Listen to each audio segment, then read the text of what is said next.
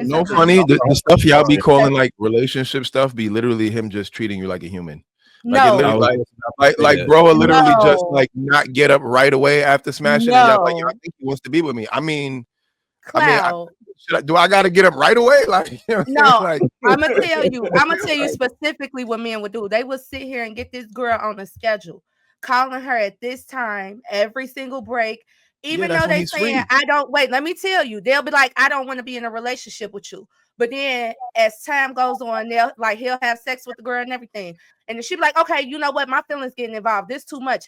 If he still wants that pussy, Gary, I'm sorry, excuse my terminology. Right, but if he still wants that, what's gonna happen is, and I seen guys do it, he'll be like, but dang, I ain't never talked to nobody this much before. He'll say things to not say he wants to be with her, but he'll try to act like, oh, we're getting somewhere, we're going somewhere. And I be trying to warn my homies, like, bro, that's a trick, bro. Don't listen to him, because he still, when you ask him down to the nitty gritty, and you how is that direct, a trick? It goes all back to the original conversation. No, but he can't talk without me. And he comes to me for advice, and he talks to me about his life. He doesn't do this with other women. That's how y'all come back full circle. He only has to do all of that because why? Because y'all want to go somewhere. And why do y'all want to go somewhere? Because of what we talked about. The agreement is now changing. Now my feelings are involved. But that makes no sense. So y'all want to go somewhere. He don't want to go nowhere. Where we at is good. I'm knocking the bottom out that thing. I see you 3 times a week. We're having a good time. We don't need to go nowhere. Where we at right now is amazing. But if I'm telling you my feelings are getting involved, and I know you don't want to give me what I want, don't sit there and continue to push more. Let me go. But then that's taking accountability. I'm like, I don't have that issue. You talking about give me what you want.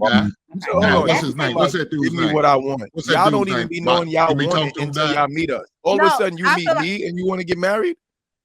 I'm not taking away accountability. Me and I'm knocking it down. Now you want to be in a relationship? Manipulative. Some men are manipulative. All this time now. I'm knocking it down. Now you want a relationship? Wow, can you be quiet? Mute yourself. Like I said she's responsible. So I said that first when I first gave the example. I'm like, women would trick themselves. I tell my homies, I tell them, don't do it. That is not our biological make. We are not built to do things like that. I talk to my homies all the time. But when you see how she's arguing, she makes sense. If you know this is what's important to a woman, and you know for a fact that you don't console her with the most important areas of your life, you know this or that. What? Like I said, men also have to play a part in leading our community, just like with Eve and the apple. You get what I'm saying?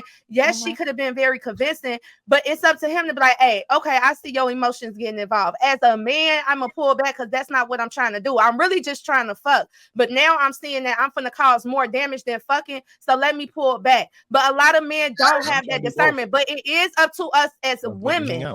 Right. I'm going to say that. It's up to us as women to play a part in what happened.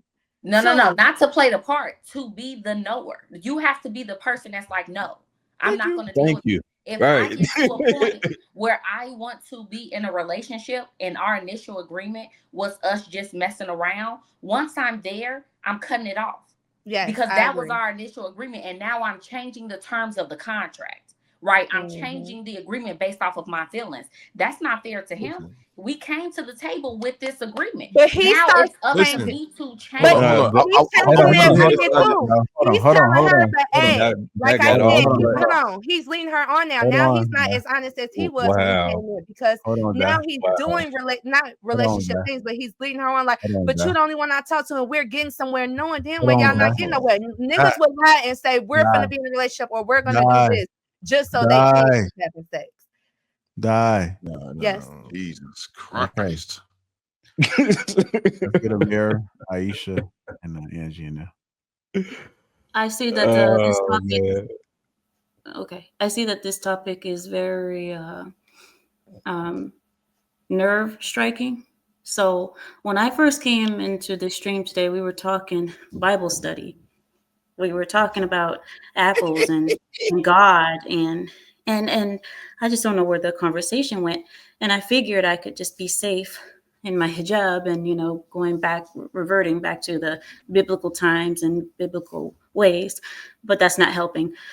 The lady, her therapist, you guys have to remember, she is her patient. So she speaks to her. So her therapist knows who she is. So if her therapist suggested that she do something that's sexually wrong or is going to lead to some bad consequences, it's because her therapist knows her. Because remember, your therapist knows you better than anybody because you have to be very open with them. So the therapist knew that this woman was a person of low quality, of low value. And so she had no problem advising her in the wrong way.